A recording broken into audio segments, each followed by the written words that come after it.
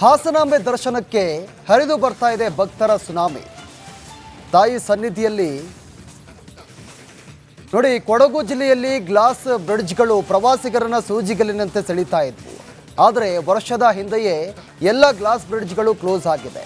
ಈ ನಡುವೆ ಮತ್ತೊಂದು ಬೃಹತ್ ಗಾತ್ರದ ಗಾಜಿನ ಸೇತುವೆ ಕಾಫಿ ತೋಟದ ಮಧ್ಯೆ ನಿರ್ಮಾಣಗೊಂಡಿದೆ. ಆದರೆ ಇನ್ನೂ ಕೂಡ ಓಪನ್ ಆಗಿಲ್ಲ. ಒಂದು ವೇಳೆ ಆರಂಭಿಸಿದರೆ ಪರಿಸರವಾದಿಗಳು ಕಾನೂನು ಹೋರಾಟದ ಎಚ್ಚರಿಕೆಯನ್ನು ನೀಡಿದ್ದಾರೆ.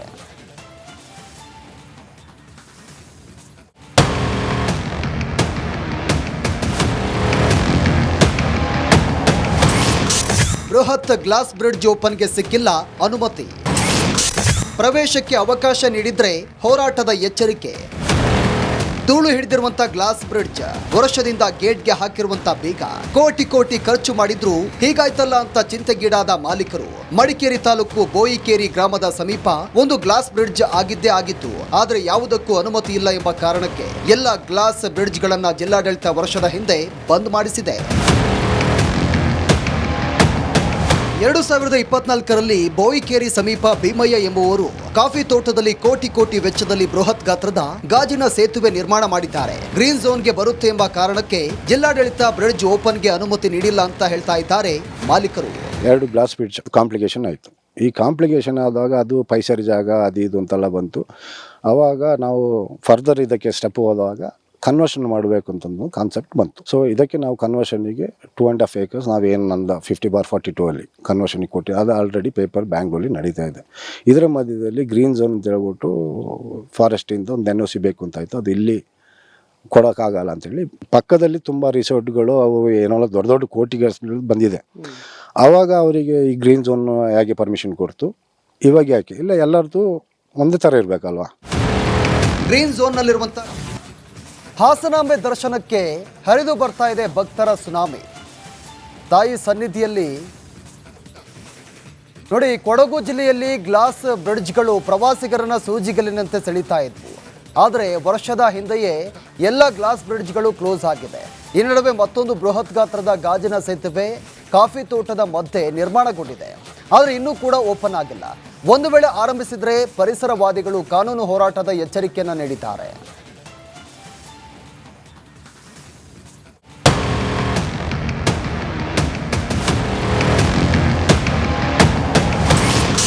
ಬೃಹತ್ ಗ್ಲಾಸ್ ಬ್ರಿಡ್ಜ್ ಓಪನ್ಗೆ ಸಿಕ್ಕಿಲ್ಲ ಅನುಮತಿ. ಪ್ರವೇಶಕ್ಕೆ ಅವಕಾಶ ನೀಡಿದ್ರೆ ಹೋರಾಟದ ಎಚ್ಚರಿಕೆ. ಧೂಳು ಹಿಡಿದಿರುವಂತ ಗ್ಲಾಸ್ ಬ್ರಿಡ್ಜ್, ವರ್ಷದಿಂದ ಗೇಟ್ಗೆ ಹಾಕಿರುವಂತ ಬೀಗ, ಕೋಟಿ ಖರ್ಚು ಮಾಡಿದ್ರು ಹೀಗಾಯ್ತಲ್ಲ ಅಂತ ಚಿಂತೆಗೀಡಾದ ಮಾಲೀಕರು. ಮಡಿಕೇರಿ ತಾಲೂಕು ಬೋಯಿಕೇರಿ ಗ್ರಾಮದ ಸಮೀಪ ಒಂದು ಗ್ಲಾಸ್ ಬ್ರಿಡ್ಜ್ ಆಗಿದ್ದೇ ಆಗಿತ್ತು. ಆದರೆ ಯಾವುದಕ್ಕೂ ಅನುಮತಿ ಇಲ್ಲ ಎಂಬ ಕಾರಣಕ್ಕೆ ಎಲ್ಲ ಗ್ಲಾಸ್ ಬ್ರಿಡ್ಜ್ಗಳನ್ನ ಜಿಲ್ಲಾಡಳಿತ ವರ್ಷದ ಹಿಂದೆ ಬಂದ್ ಮಾಡಿಸಿದೆ. 2024ರಲ್ಲಿ ಬೋಯಿಕೇರಿ ಸಮೀಪ ಭೀಮಯ್ಯ ಎಂಬುವರು ಕಾಫಿ ತೋಟದಲ್ಲಿ ಕೋಟಿ ವೆಚ್ಚದಲ್ಲಿ ಬೃಹತ್ ಗಾತ್ರದ ಗಾಜಿನ ಸೇತುವೆ ನಿರ್ಮಾಣ ಮಾಡಿದ್ದಾರೆ. ಗ್ರೀನ್ ಝೋನ್ಗೆ ಬರುತ್ತೆ ಎಂಬ ಕಾರಣಕ್ಕೆ ಜಿಲ್ಲಾಡಳಿತ ಬ್ರಿಡ್ಜ್ ಓಪನ್ಗೆ ಅನುಮತಿ ನೀಡಿಲ್ಲ ಅಂತ ಹೇಳ್ತಾ ಇದ್ದಾರೆ ಮಾಲೀಕರು. 2 ಗ್ಲಾಸ್ ಬ್ರಿಡ್ಜ್ ಕಾಂಪ್ಲಿಕೇಶನ್ ಆಯಿತು. ಈ ಕಾಂಪ್ಲಿಕೇಶನ್ ಆದಾಗ ಅದು ಪೈಸರಿ ಜಾಗ ಅದು ಇದು ಅಂತೆಲ್ಲ ಬಂತು.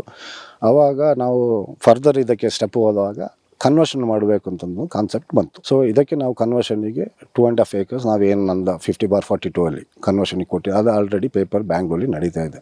ಇದರ ಮಧ್ಯದಲ್ಲಿ ಗ್ರೀನ್ ಝೋನ್ ಅಂತ ಹೇಳ್ಬಿಟ್ಟು ಫಾರೆಸ್ಟಿಂದ ಒಂದು NOC ಬೇಕು ಅಂತಾಯಿತು. ಅದು ಇಲ್ಲಿ ಕೊಡೋಕ್ಕಾಗಲ್ಲ ಅಂತೇಳಿ ಪಕ್ಕದಲ್ಲಿ ತುಂಬ ರಿಸಾರ್ಟ್ಗಳು ಅವು ಏನೋ ದೊಡ್ಡ ಕೋಟಿಗೆ ಬಂದಿದೆ.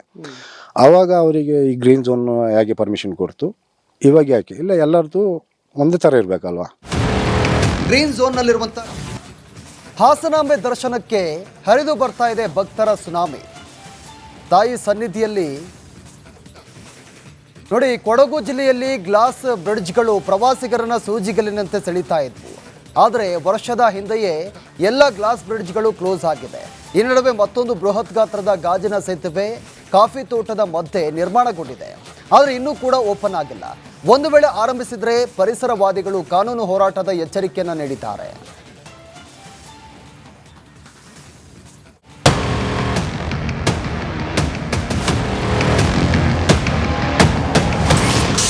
ಬೃಹತ್ ಗ್ಲಾಸ್ ಬ್ರಿಡ್ಜ್ ಓಪನ್ಗೆ ಸಿಕ್ಕಿಲ್ಲ ಅನುಮತಿ. ಪ್ರವೇಶಕ್ಕೆ ಅವಕಾಶ ನೀಡಿದ್ರೆ ಹೋರಾಟದ ಎಚ್ಚರಿಕೆ.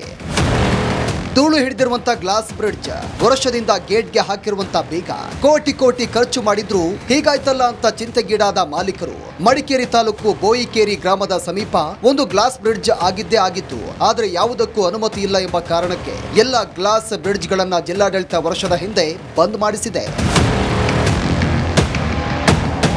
2024ರಲ್ಲಿ ಬೋಯಿಕೇರಿ ಸಮೀಪ ಭೀಮಯ್ಯ ಎಂಬುವರು ಕಾಫಿ ತೋಟದಲ್ಲಿ ಕೋಟಿ ಕೋಟಿ ವೆಚ್ಚದಲ್ಲಿ ಬೃಹತ್ ಗಾತ್ರದ ಗಾಜಿನ ಸೇತುವೆ ನಿರ್ಮಾಣ ಮಾಡಿದ್ದಾರೆ. ಗ್ರೀನ್ ಝೋನ್ಗೆ ಬರುತ್ತೆ ಎಂಬ ಕಾರಣಕ್ಕೆ ಜಿಲ್ಲಾಡಳಿತ ಬ್ರಿಡ್ಜ್ ಓಪನ್ಗೆ ಅನುಮತಿ ನೀಡಿಲ್ಲ ಅಂತ ಹೇಳ್ತಾ ಇದ್ದಾರೆ ಮಾಲೀಕರು.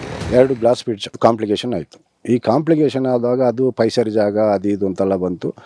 ಆವಾಗ ನಾವು ಫರ್ದರ್ ಇದಕ್ಕೆ ಸ್ಟೆಪ್ ಹೋದಾಗ ಕನ್ವರ್ಷನ್ ಮಾಡಬೇಕು ಅಂತಂದು ಕಾನ್ಸೆಪ್ಟ್ ಬಂತು. ಸೊ ಇದಕ್ಕೆ ನಾವು ಕನ್ವರ್ಷನಿಗೆ 2.5 acres ನಾವೇನು ನಂದು 50/42 ಅಲ್ಲಿ ಕನ್ವರ್ಷನಿಗೆ ಕೊಟ್ಟು ಅದು ಆಲ್ರೆಡಿ ಪೇಪರ್ ಬ್ಯಾಂಗ್ಳೂರಲ್ಲಿ ನಡೀತಾ ಇದೆ.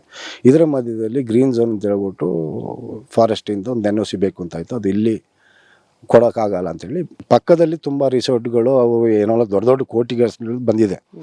ಆವಾಗ ಅವರಿಗೆ ಈ ಗ್ರೀನ್ ಝೋನ್ ಹೇಗೆ ಪರ್ಮಿಷನ್ ಕೊಡ್ತು, ಇವಾಗ ಯಾಕೆ ಇಲ್ಲ, ಎಲ್ಲರದ್ದು ಒಂದೇ ಥರ ಇರಬೇಕಲ್ವಾ.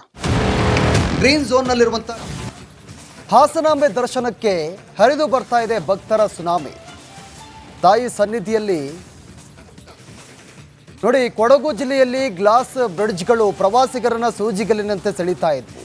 ಆದರೆ ವರ್ಷದ ಹಿಂದೆಯೇ ಎಲ್ಲ ಗ್ಲಾಸ್ ಬ್ರಿಡ್ಜ್ಗಳು ಕ್ಲೋಸ್ ಆಗಿದೆ. ಈ ನಡುವೆ ಮತ್ತೊಂದು ಬೃಹತ್ ಗಾತ್ರದ ಗಾಜಿನ ಸೇತುವೆ ಕಾಫಿ ತೋಟದ ಮಧ್ಯೆ ನಿರ್ಮಾಣಗೊಂಡಿದೆ. ಆದರೆ ಇನ್ನೂ ಕೂಡ ಓಪನ್ ಆಗಿಲ್ಲ. ಒಂದು ವೇಳೆ ಆರಂಭಿಸಿದರೆ ಪರಿಸರವಾದಿಗಳು ಕಾನೂನು ಹೋರಾಟದ ಎಚ್ಚರಿಕೆಯನ್ನು ನೀಡಿದ್ದಾರೆ.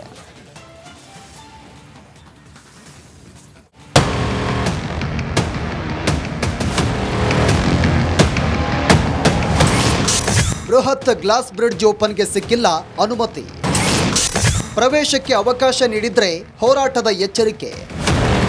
ಧೂಳು ಹಿಡಿದಿರುವಂತ ಗ್ಲಾಸ್ ಬ್ರಿಡ್ಜ್, ವರ್ಷದಿಂದ ಗೇಟ್ಗೆ ಹಾಕಿರುವಂತ ಬೀಗ, ಕೋಟಿ ಕೋಟಿ ಖರ್ಚು ಮಾಡಿದ್ರು ಹೀಗಾಯ್ತಲ್ಲ ಅಂತ ಚಿಂತೆಗೀಡಾದ ಮಾಲೀಕರು. ಮಡಿಕೇರಿ ತಾಲೂಕು ಬೋಯಿಕೇರಿ ಗ್ರಾಮದ ಸಮೀಪ ಒಂದು ಗ್ಲಾಸ್ ಬ್ರಿಡ್ಜ್ ಆಗಿದ್ದೇ ಆಗಿತ್ತು.